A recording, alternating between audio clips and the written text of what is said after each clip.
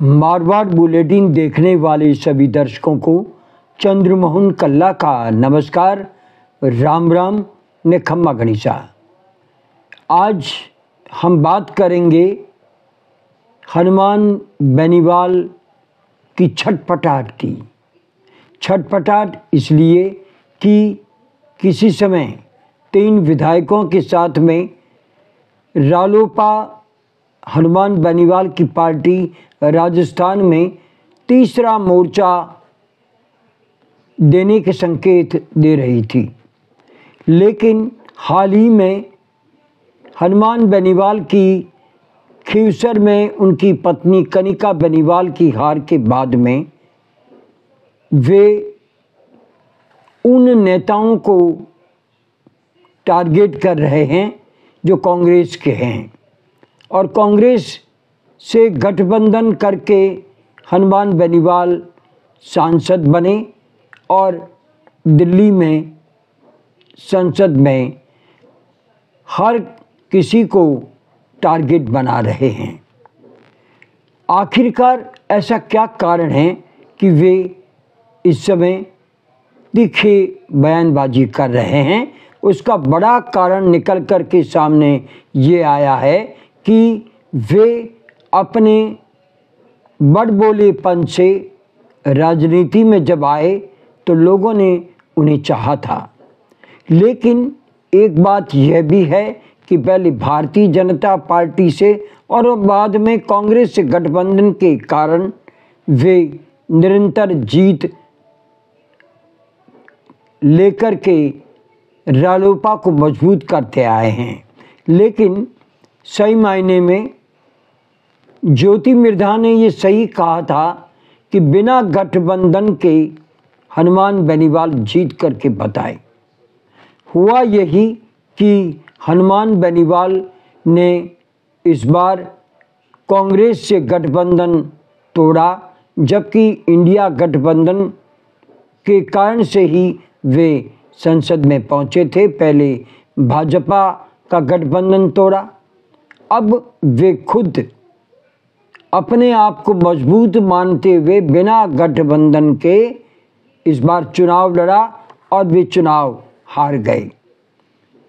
ये कहीं न कहीं ये संकेत दे रहा है हनुमान बेनीवाल खुद ताकतवर तो हैं, लेकिन बिना गठबंधन के जनता उन्हें जीतने नहीं देगी। जबकि वे टारगेट कर रहे हैं अशोक गहलोत को, वे टारगेट कर रहे हैं सचिन पायलट को, और वे टारगेट कर रहे हैं गोविंद सिंह डोटासरा को। उनका कहना है कि खुद पार्टी अलग से बना करके जीत करके बताए। अगर वे निर्दलीय भी खड़े होते हैं तो उनको 3000 से ज़्यादा वोट नहीं मिलेंगे। ये कांग्रेस के कारण से ही उन्हें वोट मिल रहे हैं।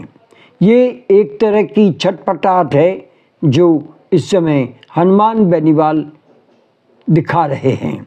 आज उस पर लंबी चर्चा करने जा रहे हैं, और आप उम्मीद है इस बुलेटिन को अंतिम शब्द तक देखेंगे तो आप समझ पाएंगे कि आखिरकार ये माजरा क्या है।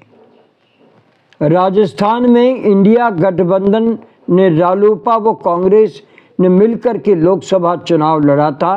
तब नागौर में हनुमान बेनीवाल सांसद बने व विधायक पर जो वे उस समय थे इस्तीफा दिया, और विधानसभा उपचुनाव में इंडिया गठबंधन को ठोकर मारकर हनुमान बेनीवाल ने अपनी बीवी कनिका बेनीवाल को खीवसर से विधानसभा चुनाव में उतारा। लेकिन गठबंधन नहीं होने के कारण रालोपा भाजपा से हार गई। तो अब हनुमान बेनीवाल पूर्व सीएम अशोक गहलोत व सचिन पायलट को और गोविंद सिंह डोटासरा को सीधी चुनौती दे रहे हैं, आड़े हाथों ले रहे हैं कि वे खुद पार्टी बना करके खड़े होकर के बताएं मैंने तो पार्टी बना करके अपना वजूद सभी को दिखा दिया है। प्रश्न ये उठता है कि आखिर हनुमान बेनीवाल क्यों छटपटा रहे हैं। बेनीवाल ने कहा कि गहलोत, पायलट और डोटासरा अगर अलग पार्टी बना ले तो इनके 3000 से भी कम वोट आएंगे। याद रहे, जब हनुमान बेनीवाल के सामने ज्योति मिर्धा ने चुनाव लड़ा था और वे हार गई थी, जब भाजपा में वे शामिल हुई तो उन्होंने भी तीखा प्रहार उस समय हनुमान बेनीवाल पर करते हुए कहा था, बेनीवाल बिना गठबंधन के चुनाव लड़े तो वे और उनकी पार्टी का सुपड़ा साफ हो जाए। वे पहले भाजपा और फिर कांग्रेस के गठबंधन के आधार पर चुनाव लड़े और बिना गठबंधन के राजस्थान में वे चुनाव लड़े तो उनकी बीवी इसी कारण से चुनाव हारी है, ऐसा कहना है ज्योति मिर्धा का। हनुमान ने अब उस अशोक गहलोत को चुनौती दी है जो 3 बार राजस्थान के मुख्यमंत्री रह चुके हैं। सचिन पायलट को उन्होंने ललकारा है, जिनका कद राजस्थान में बड़ा माना जाता है। वे AICC के महासचिव भी हैं। विधायक भी इस समय सचिन पायलट है। जिन नेताओं पर हनुमान निशाना साध रहे हैं उनका कद राजस्थान की राजनीति में बड़ा है। जानकार ये बताते हैं कि खींवसर में उनकी बीवी की हार के बाद वे समझ ही नहीं पा रहे हैं कि राजनीति का ऊंट आज किस ओर करवट बदलेगा। उनकी यानी RLP की राजनीति का ऊंट किस ओर करवट बदलेगा, ये हनुमान बेनीवाल खुद ही नहीं पहचान पा रहे हैं। कभी 3 विधायकों के साथ रालोपा राजस्थान में तीसरा मोर्चा बनने के संकेत दे रहा था, लेकिन अब राजस्थान में उनका एक भी विधायक नहीं है। इसी कारण वे छटपटा रहे हैं। वे शायद सोचने लगे हैं कि रालोपा की राजनीति आखिरकार कहां तक जाएगी, ये वे सोच ही नहीं पा रहे हैं। वे तीखे बयान कटाक्ष करके वापस रालोपा को राजस्थान में स्थापित करना चाहते हैं। बड़े नेताओं को वे टारगेट कर रहे हैं, जिसमें किरोड़ी लाल मीणा भी शामिल है। अभी चुनाव नज़दीक नहीं है, निकाय चुनाव टाले जा चुके हैं, उनके पास कोई राजनीतिक मंच बचा नहीं है।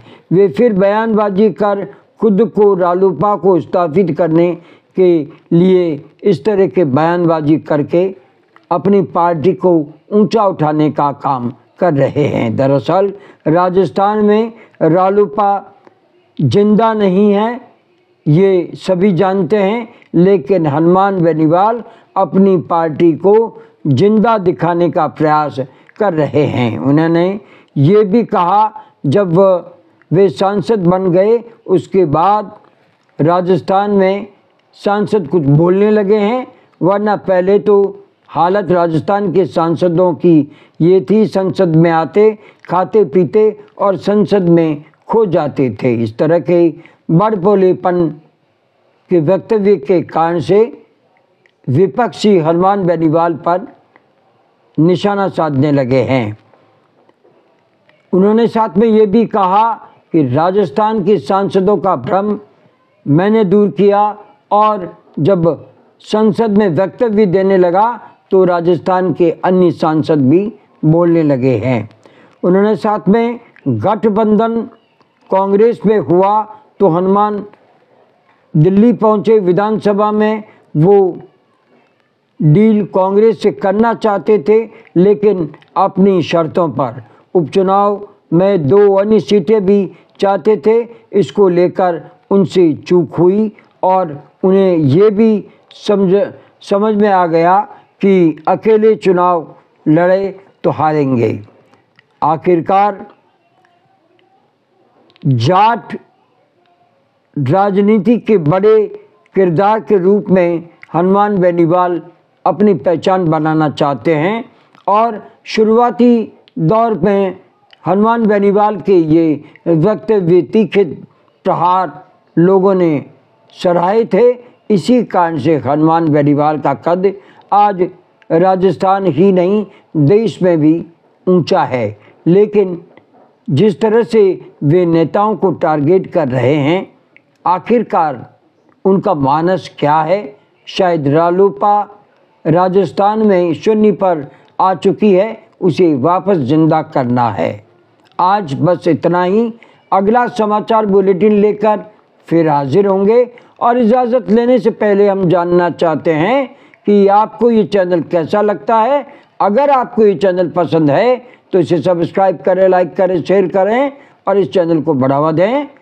आज्ञा दीजिए। नमस्कार, जय हिंद, शुभ रात्रि, शब्बा खैर, जय जय भारती।